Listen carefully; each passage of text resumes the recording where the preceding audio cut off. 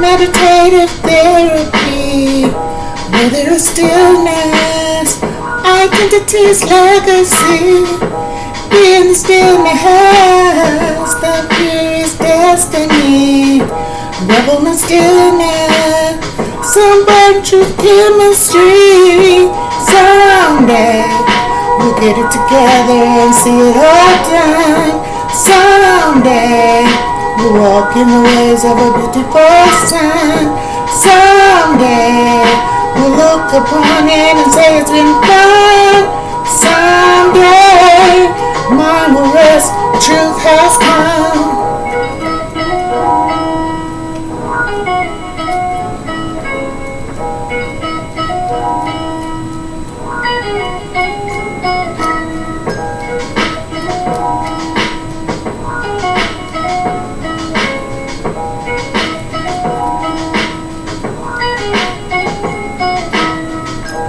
Entering stillness, meditative therapy, where there is stillness, identity's legacy, being the stillness, the purest destiny, revel in stillness, sublime truth chemistry, someday we'll walk together and we'll get it all done, someday we'll walk in the ways of a beautiful sun.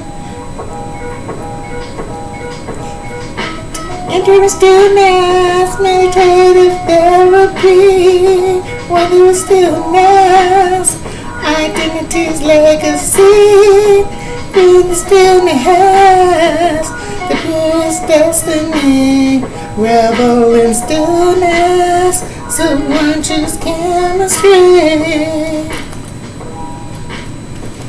Entering stillness.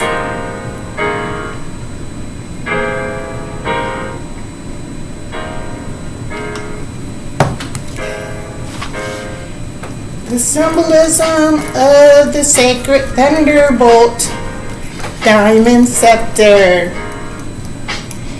As cultures, the mind, the mental realm, flourished and developed, precious stones and jewels were used to stand for something rich and rare, something beautiful, something precious, something even remote and mysterious, something not quite of this world, even eventually something transcendental. Myths and legends started speaking of jewel, of the precious stone. Myths started speaking even of the philosopher's stone. One finds in this sort of symbolism the symbolism of the jewel, the symbolism of the precious stone, practically in all religions and traditions. It is certainly found in Buddhism from the very earliest time, from the dawn of its historical epoch. Not only at the beginning of Buddhism, but found laying at the very heart of Buddhism. At the very beginning is found the three jewels, the most fundamental precept.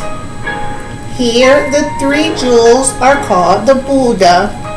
Christianity calls the Holy Spirit, Hinduism, Dada, and the inner gnosis, I am, all meaning teacher, truth. The enlightened teacher, the embodiment not in human form. The second jewel is Dharma, righteousness, the way, the path or Tara, the teaching which leads one, which guides one naturally, with or without benefit of catastrophe, in the direction of enlightenment. The third jewel is Sangha, which is practicing the idea of Dharma or righteousness, as the living reality. And this is when things like ebonics turn slang words, because Sangha resonated with me as Sangha. Sangha, a singer, one who speaks or sings or is the voice of truth. These are the three jewels: Buddha, Dharma, and Sangha. The three fundamentals of Buddhism. Why call them three jewels versus the three fundamental principles or the three essentials? Or why not stick even to the three refugees? Because they are called that as well. It is because tradition did not want at this point to convey to one any idea, any abstract idea or concept. It is as though tradition wanted to give, in respect to those fundamentals, a step, the spiritual impression and image, something concrete, not something abstract. Wanted to leave one with an image of something beautiful, something colorful, something sparkling, something infinitely precious. The three jewels. Upon going a little further on in the tradition, the same tradition, one comes to Mahayana form of the path, where one finds the jewel in the lotus, the most famous symbols in the whole range, the whole field. In Mahayana tradition, there is found the wish-fulfilling jewel, the Sintamani, or the jewel that grants all desires.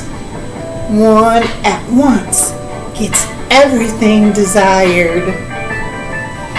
But there's only one jewel that really gives all. And erroneously, according to Mahayana, is the Buddha's Bodhisattva, the will or the aspiration to enlightenment. This is erroneous or misguided due to the nature of surrender of one's will, the personal ego. One can do nothing in or of itself because it does not exist. These traps of self-deception are why the will must be surrendered in order for the inner guidance to be attained. Then coming from the Mahayana to the Vajrayana, the jewel, Buddha, or jewel-born Buddha, or jewel-producing Buddha, whose name is Ratnasambhava, the jewel-born one, or the jewel-producing one. This is where the patriarchal aspect within the mental realm produces instead of the supreme nature or matriarchy.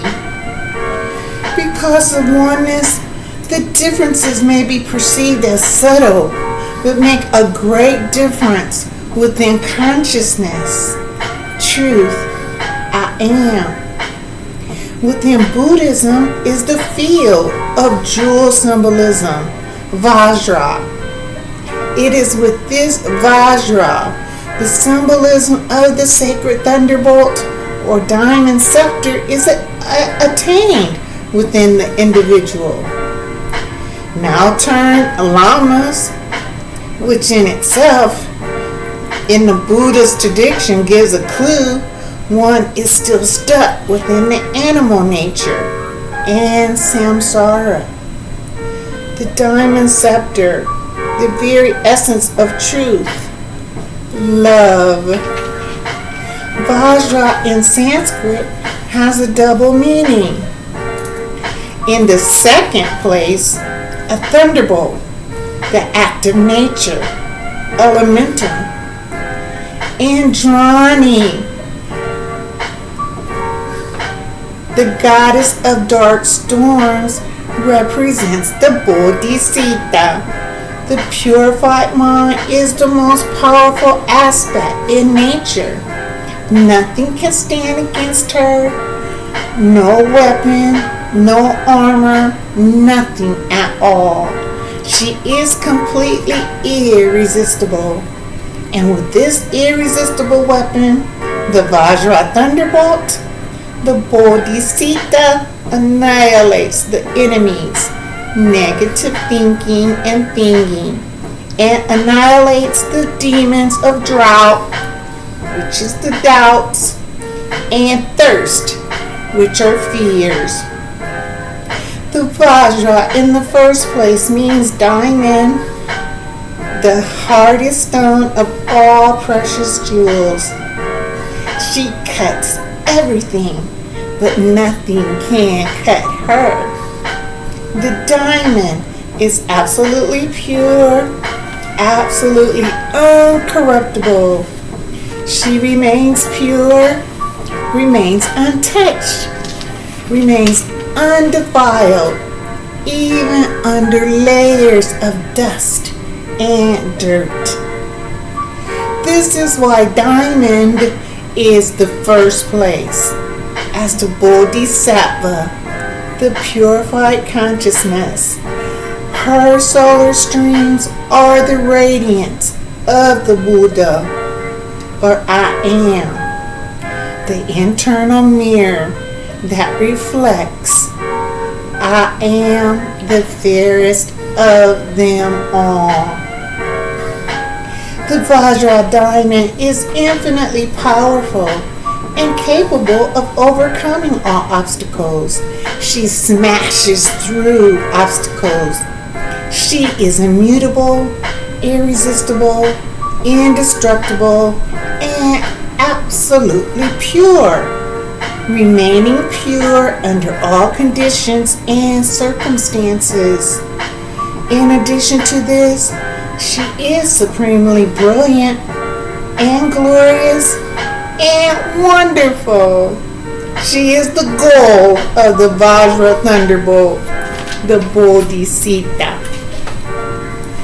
In Tantra, formerly Santana Dharma, Vajra is the diamond scepter, and held in the right hand, the rightful heiress is held in her right hand, because the diamond scepter represents solar power, solar sovereignty, solar authority, and represents one is not concerned, carefree, surrendered.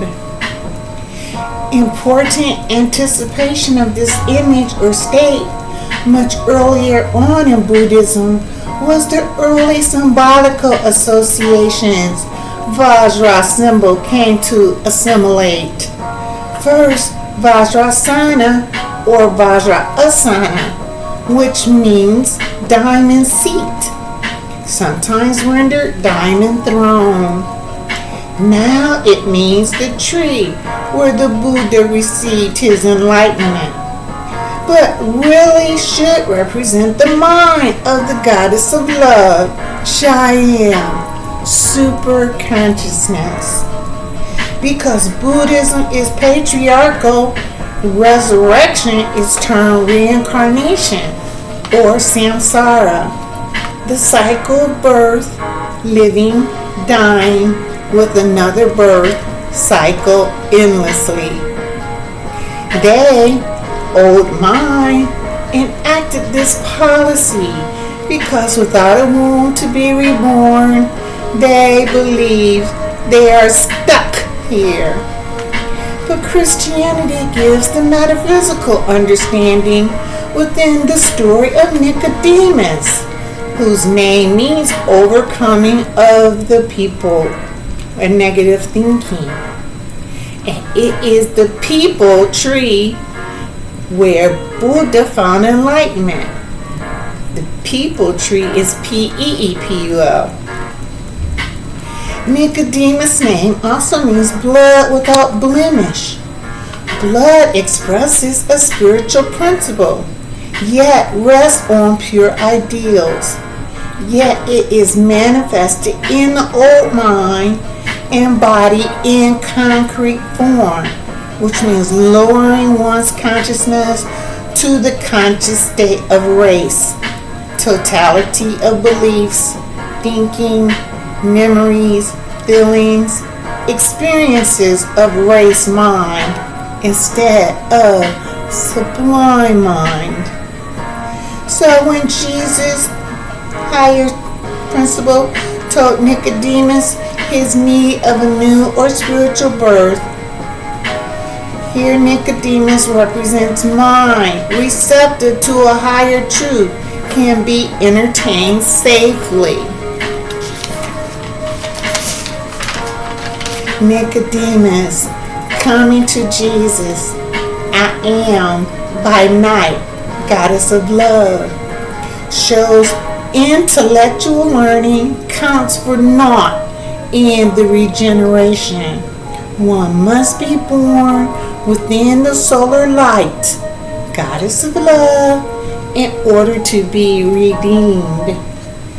The Buddha in previous world cycles had sat at the Bodhi, the people tree.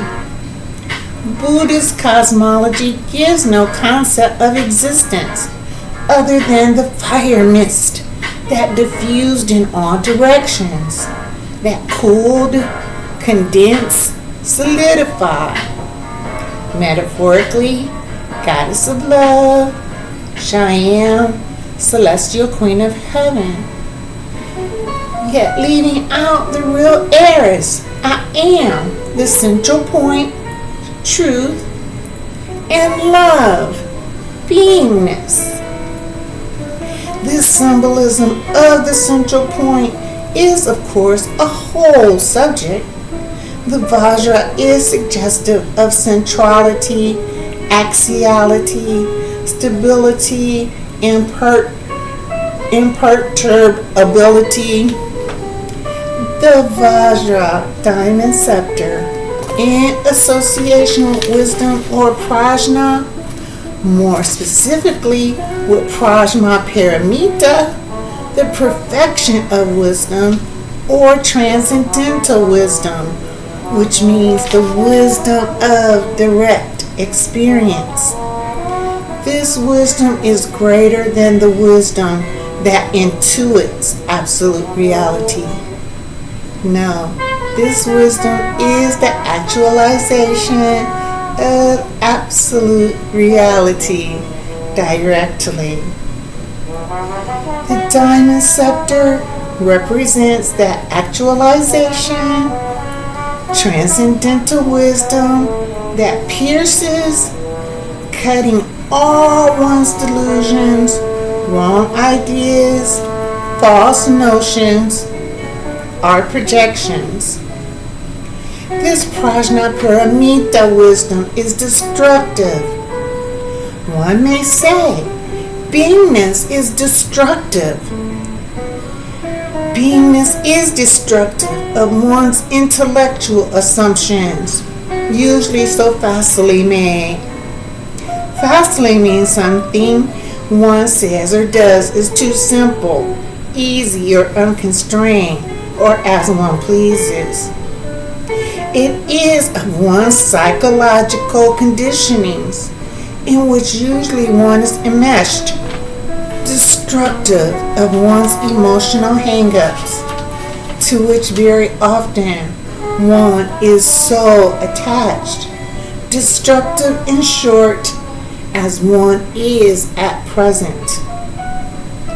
One doesn't always appreciate this, that wisdom is destructive, that beingness is destructive, that the experience of reality is destructive. One would rather notion that the experience of reality is a pleasant, extra something added onto, sort of comfortably added onto what one is already. But love isn't like that at all. One may say that the experience of reality in all truth, is what Tantra says is called nakedness.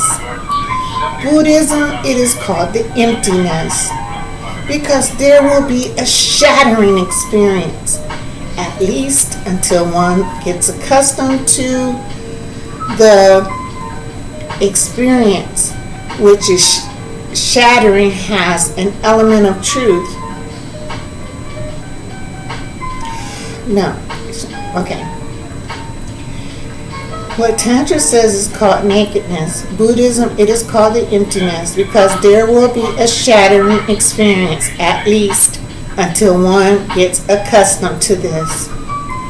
Any experience which is shattering has an element of truth and reality in it. If it shatters, it is real. If it doesn't shatter, suspect it. This energetic, destructive aspect of reality, of the enlightenment experience, is so embodied in the awe-inspiring figure of Vajrapani, and means thunderbolt in hand. Vajrapani belongs to the Mahayana and Buddhism. Here once again, the male dominates the female because he is a male representation simply of Kali, destruction par excellence. Vajra Dorje, which is an instrument, consists of 4 formal elements. First, a central sphere. Second, there are 2 4 8-petaled lotuses. Third, there are 2 sets of 5 spokes. And fourth, the head of a strange beast. In some Vajras, it is seen very clearly, but the head of the beast has become so stylized as to be virtually unrecognizable. On most dorje, it really looks like foliage. The first central sphere. The sphere is a universal symbol. This symbol represents completeness, totality, perfection. The sphere therefore represents antarmata, reality. Unlike in Buddhism, where the sphere as reality is voidness, emptiness, but not emptiness in the sense of vacuity or nothingness. It is emptiness in the sense that there is nothing to be identified as this or that by the rational mind. Nothing that can be described as being or non-being. Existence, non-existence. Their reality is beyond thought or speech. But what can be beyond existence? Even the ineffable is a state of being. This is a direct way of not acknowledging one wisdom. The unmanifest comes down as the goddess of love, kissing, erroneously termed Andromeda. Even before patriarchy, Mahayana, the symbol of transcendental wisdom, represented the womb vehicle. This is where Tantric Buddhism varies greatly from the truth. Like within the Dionysius understanding, when outer teachers or gurus become the source or the guide. Tantra, which means to weave or knit, became tantric and ritualistic. Tantra is to become. Tantric practices uphold otherness. That is great proof of truth and false binded together. The tantric ritual known as Vajra Pushpa or the diamond flower does not exist. On the one hand, it is a flower, ego, or nothing. And on the other hand, it is perceived as ultimate reality, being called a flower, but yet duality. In Tantra, the flower does not exist. There is only existence. Therefore, the flower in its purity isn't there, and all that truthfully is beingness. The ego, the old mind, took the purity of existence, materialism, and crucified it into many forms and ideas. All forms are being gathered back into wholeness, soul, singularity. The diamond is not utilized for its rays. It's used because all the impurities, carbon, can be removed and be rendered flawless. The diamond mind is a mind of extreme purity, the power of love, beingness. The gold mind standard is refinement, truth. I am the golden thought. Tantra is the unfoldment of inner truth. Tantra is upholding the egoistic state of mind. Guru, disciple, community, etc. Enlightenment is being poured back into the unmanifest. The real heiress, tips, Lakshmi, or gnosis, the real wealth, within the unmanifest as an adornment. The real heiress is held by the unmanifest. The real heiress manifest, the celestial queen of heaven, is here to see, goddess of love, kissing. Gather the real supreme personality, Antarmata.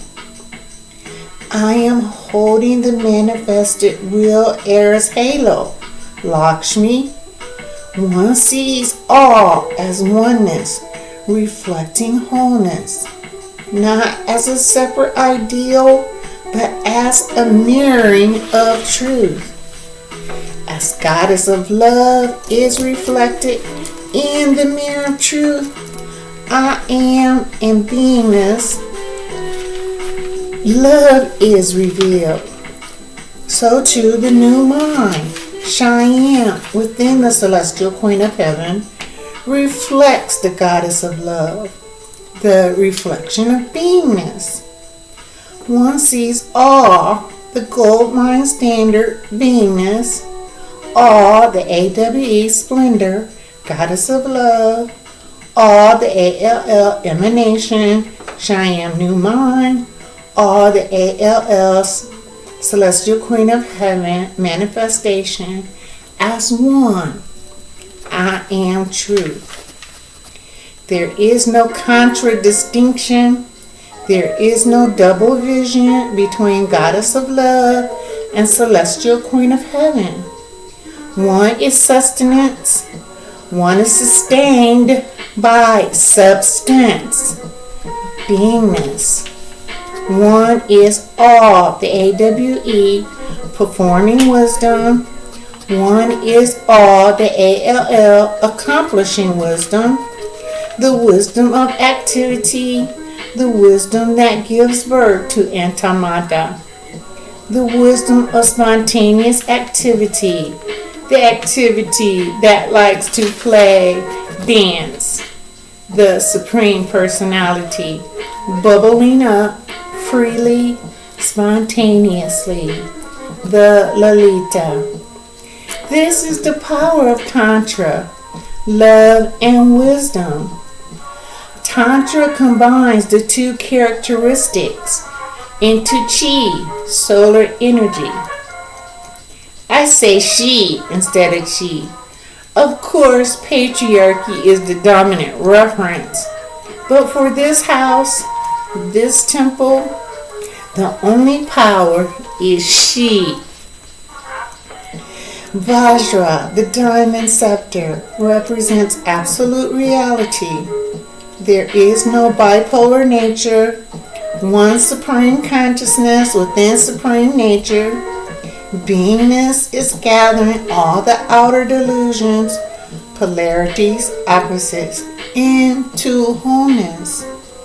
Celestial Queen of Heaven, the diamond scepter, represents that power, united, solar, the goddess of love, and spiritual, Cheyenne, the new mind, within Celestial Queen of Heaven.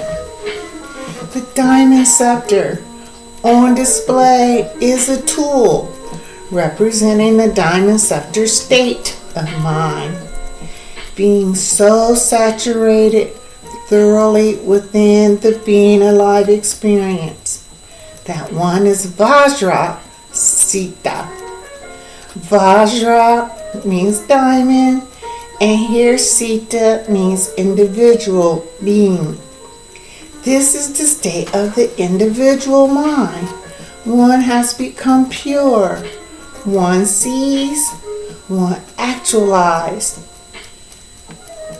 In the depths of one's being, one was never defiled. One realizes in the depths of one's being, one was pure from the beginning. Absolutely pure. Not touched, not stained by anything at all. As one sees and realizes that one becomes gradually suffused with the sense of ultimate reality, the sense of absolute truth, suffused even with the power of reality, one becomes Vajra Sita. One becomes endowed with Vajra, the diamond scepter of truth. Mahalo, Mahaloa, Mahamayuri, Mahasandi, Mahaplatinum, Platisaria. Now, these goddesses represent a benediction or closing remarks. And in Buddhism, they are expressed as the five Buddhas, the five spokes or speakers. Axis, four spokes or speakers, or the four cardinal points. They are called Vairocana, the central illuminator, Aksobhaya, the unshakable and perturbable, Ratnasambhava, the jewel born, the jewel producer, Amitabha, the infinite light, Maghasiddhi, unobstructed success. And they're also called the five wisdoms. And they also represent the five wisdoms. The wisdom of Dharma Dhatu, the absolute wisdom. Mirror light wisdom that reflects no distortions. Wisdom of equality, sameness, identity. Distinguishing wisdom, uniqueness, the eye of enlightenment or wholeness. And finally, the all-performing wisdom, the all-accomplishing wisdom. Love is the only truth.